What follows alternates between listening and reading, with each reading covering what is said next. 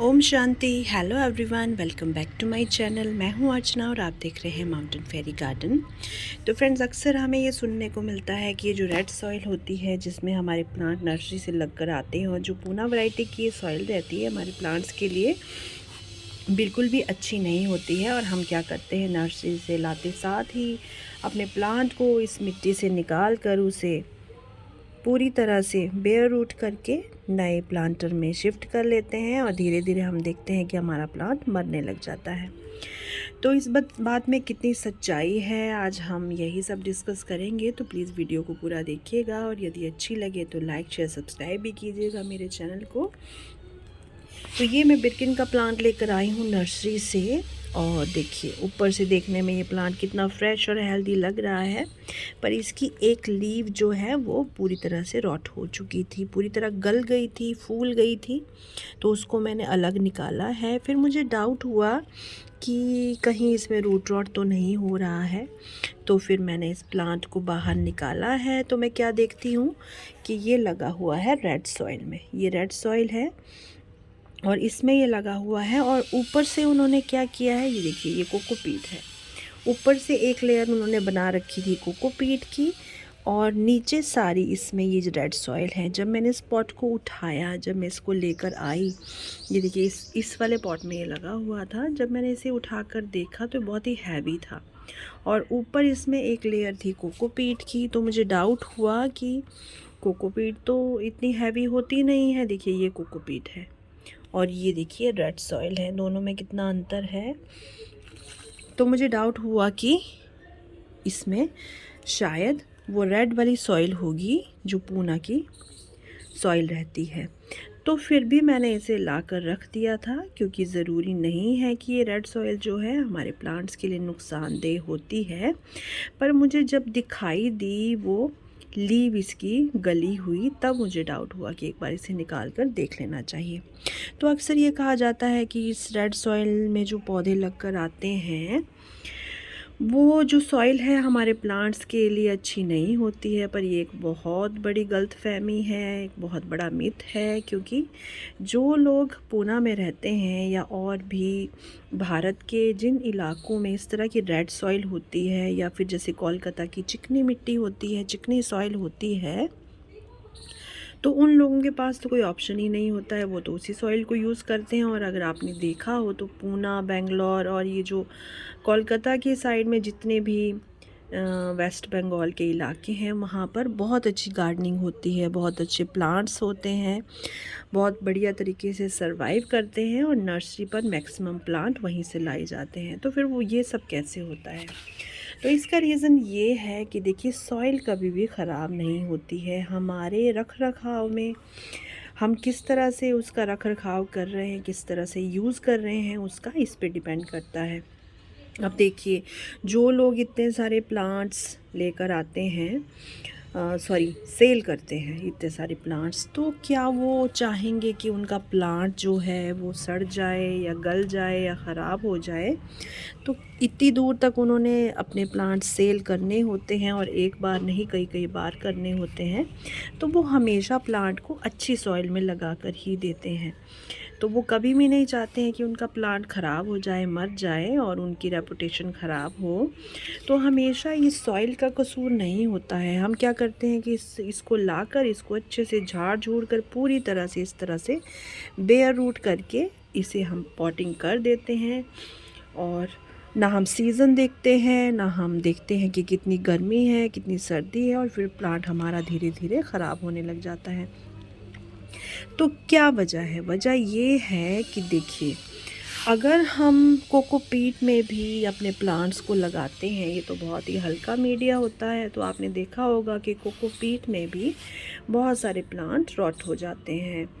उसका कारण यही है ओवर वाटरिंग। ओवर वाटरिंग जब भी हम किसी प्लांट को करेंगे, चाहे वो किसी भी सॉइल में लगा हो, चाहे वो लगा हो जहाँ हम रहते हैं वहाँ की जो नॉर्मल सॉइल मिलती है उसमें लगा हो, या फिर ये जो हम नर्सरी से प्लांट्स लेकर आते हैं काली मिट्टी में लगा हो, या फिर रेड सॉइल में लगा हो, किसी भी सॉइल में जब हमारा प्लांट लगा होता है और हम जब ओवर वाटरिंग करते हैं तभी वो ख़राब होता है।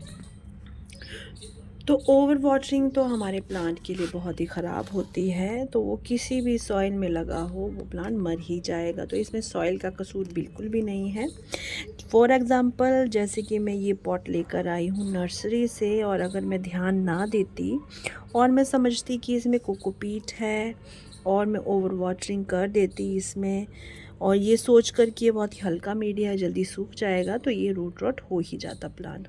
हालांकि ऐसा नहीं है, ये पहले से ही रूट रॉट है। बहुत सारे प्लांट्स हमें नर्सरी से ऐसे मिलते हैं जो देखने में तो बहुत खूबसूरत लगते हैं, पर असल में जब हम इन्हें खोल कर देखते हैं तो इनकी जड़ें सारी गल गई होती हैं। देखिए, ये जो ब्लैक रूट्स हैं ये पुरानी सड़ी हुई रूट्स हैं, और ये नई रूट्स जो हैं वो इस तरह की होती हैं।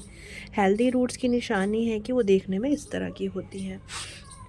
तो अब बताइए किसका कसूर है? नर्सरी वाले क्या करते हैं कि प्लांट लाते हैं और डेली उनमें वाटरिंग करते हैं। उन्हें इतना भी नॉलेज नहीं होता है कि उन्हें ये पता हो कि शेड लविंग प्लांट्स में डेली वाटरिंग नहीं की जाती है। वो चाहते हैं कि उनके प्लांट्स अच्छे दिखें, साफ़ सुथरा दिखें, तो डेली इसमें वो पानी का शावर करते हैं, और वो इतनी रूट रॉट हो जाती है। बहुत बार मैंने देखा है कि जब उनकी गाड़ी आती है और नेक्स्ट डे ही अगर मैं जाकर प्लांट्स ले आती हूँ, जब वो मुझे बताते हैं कि अभी कल ही गाड़ी आई है या आज ही आई है, तो वो प्लांट बिल्कुल हेल्दी मुझे मिलते हैं।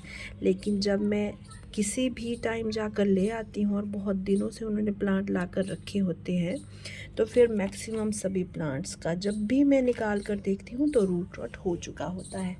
तो इसमें सॉइल का बिल्कुल भी कसूर नहीं है। वो डेली जो इतना वाटरिंग करते हैं, हालांकि मैं उन्हें बोल कर भी आई हूँ कि भैया आप ना पानी डाल कर ही पौधों को मार देते हो।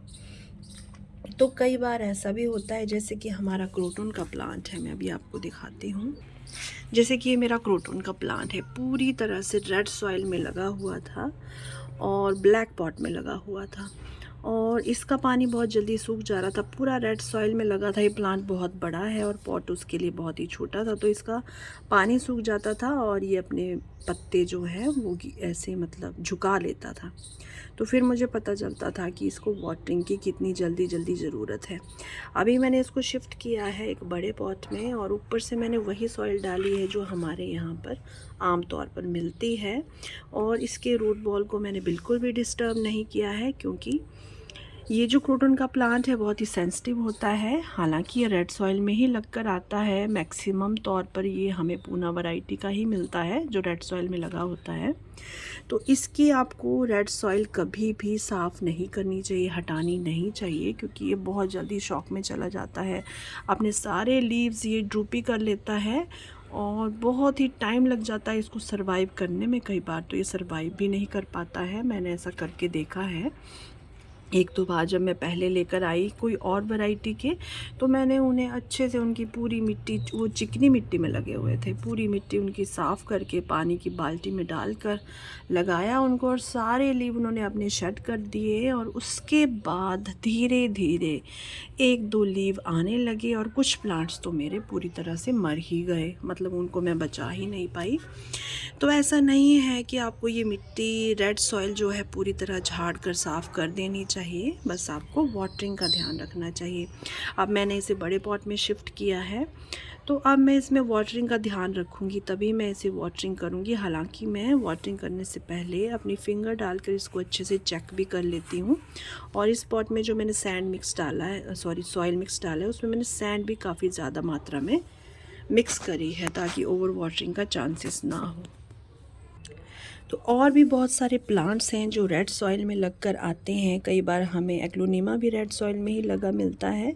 और मैं एक दो प्लांट्स लेकर आई थी, एक टिकोमा का प्लांट लेकर आई थी, और कनेर के जो हाइब्रिड वैरायटी के प्लांट्स रहते हैं, जो छोटे ही रहते हैं और जिनमें फूल बहुत ज़्यादा क्वांटिटी में आते हैं, वो भी रेड सॉइल में ही लगे हुए थे। तो मैंने बिल्कुल भी उनको डिस्टर्ब नहीं किया है, और जैसे वो थे वैसे ही मैंने उनको लगा लिया है। तो आप बताइए फ्रेंड्स, क्या मिट्टी का कसूर है? मिट्टी का कसूर बिल्कुल भी नहीं है। कसूर होता है हमारा, कभी भी कोई भी पौधा कम पानी मिलने से कभी नहीं मरेगा, पर ओवर वाटरिंग से वो ज़रूर मर ही जाएगा। तो हमें बस इन्हीं बातों का ध्यान रखना है। अब देखिए, ये मेरा प्लांट, एक तो ये इतने महंगे प्लांट्स मिलते हैं, ऊपर से इसकी सारी रूट्स जो हैं वो गली हुई हैं, पर थैंकफुली कुछ एक रूट्स हैं इसकी जिनमें नई ग्रोथ नज़र आ रही है, देखिए। तो अब मैं क्या करूँगी कि इनको कोकोपीट और सैंड के मिक्सचर में लगा लूँगी। ये देखिए, ये सैंड है, 50-50 के रेशो में रखूँगी। 50% ये सैंड ले लूँगी और 50% ही मैं ले लूँगी, ये देखिए, कोकोपीट।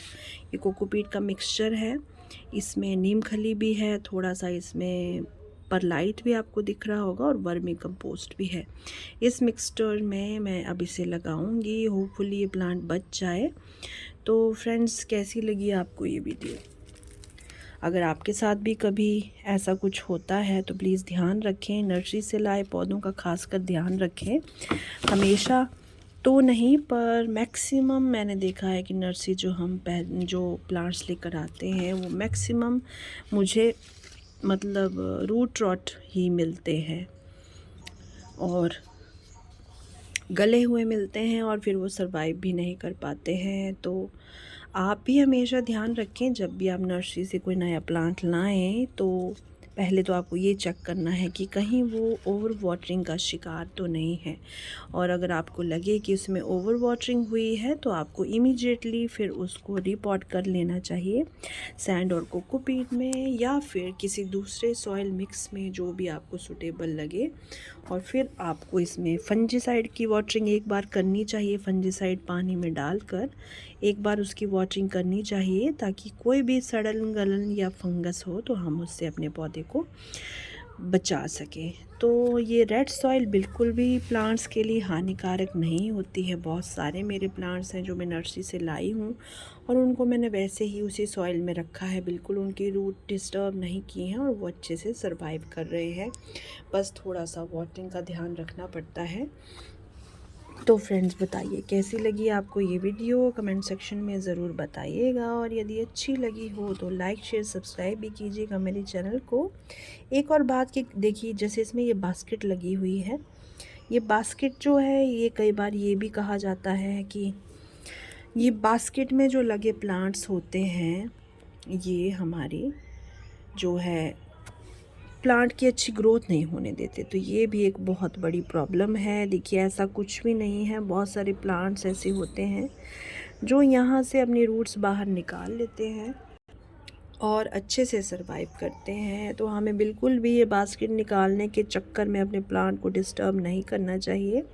अगर आपका दिल करे तो आप सीज़र से इस तरह से यहाँ से इसे कट कर लीजिए और मतलब ये सारे आप कट लगा लीजिए यहाँ पर। इसको खींच कर आप इसकी रूट्स को डैमेज करने की कोशिश मत करिए। मेरा तो ये प्लांट पहले से रूट रॉट हो रहा है तो मैं तो इसको निकालूंगी ही। पर अगर आपका प्लांट हेल्दी है तो आपको बिल्कुल भी ये सोचकर कि ये बास्केट है आप इसे पूरा निकालने की कोशिश में इसकी रूट्स को मतलब डिस्टर्ब कर दें, ऐसा आपको नहीं करना है। अगर ज़रूरत पड़े तो आप इसे सीज़र से यहाँ से कट कर लीजिए और हल्के हाथों से निकाल लीजिए। और अगर ना निकल पाए तो भी कोई दिक्कत वाली बात नहीं है, क्योंकि इसमें इतने सारे जो ये छेद रहते हैं यहाँ से जड़ें निकल कर अपने आप को फैला लेती हैं और जड़ें तो कहीं भी अपनी जगह बना लेती हैं।